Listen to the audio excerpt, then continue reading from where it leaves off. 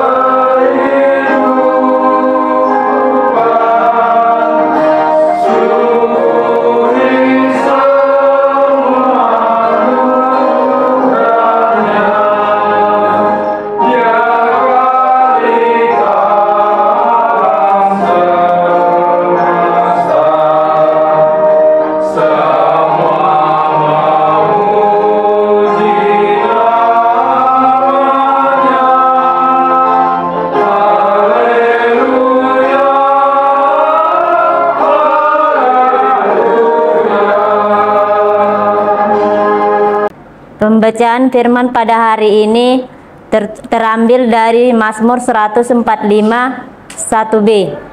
Dan aku hendak memuji namamu untuk seterusnya dan selamanya. Demikian firman Tuhan.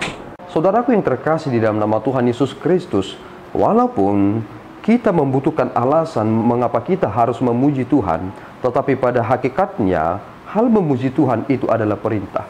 Jika itu adalah perintah, maka yang kita harus lakukan adalah siap laksanakan. Adakah interupsi dalam perintah itu? Tidak ada. Karena itu bersifat perintah. Perintah itu mengikat.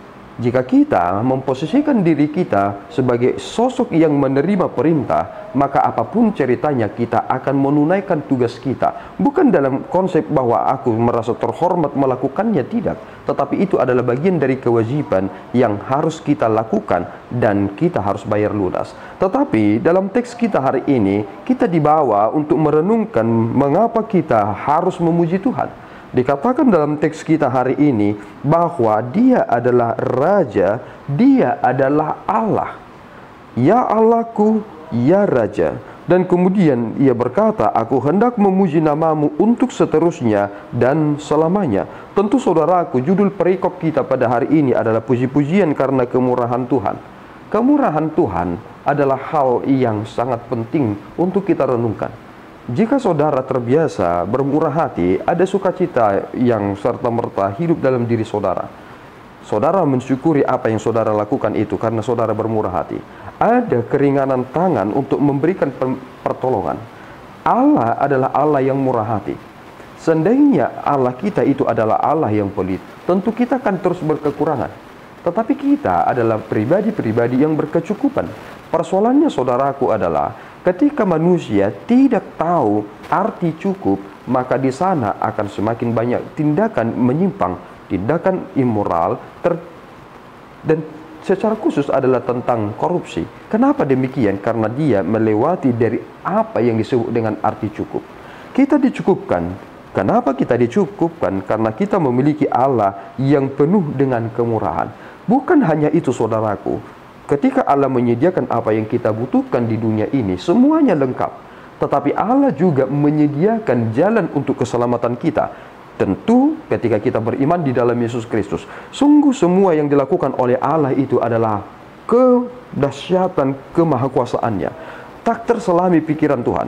Karena tak terselami pikiran Tuhan, itulah mengapa kita harus memposisikan diri kita sebagai orang yang paling rendah. Allah adalah yang paling tinggi, sehingga jika kita dapat mengerti di mana bagian kita berada, maka kita akan mampu memuji Tuhan dengan benar. Jika kita belajar dari Alkitab, ternyata Ada pujian yang hanya sebatas etalase.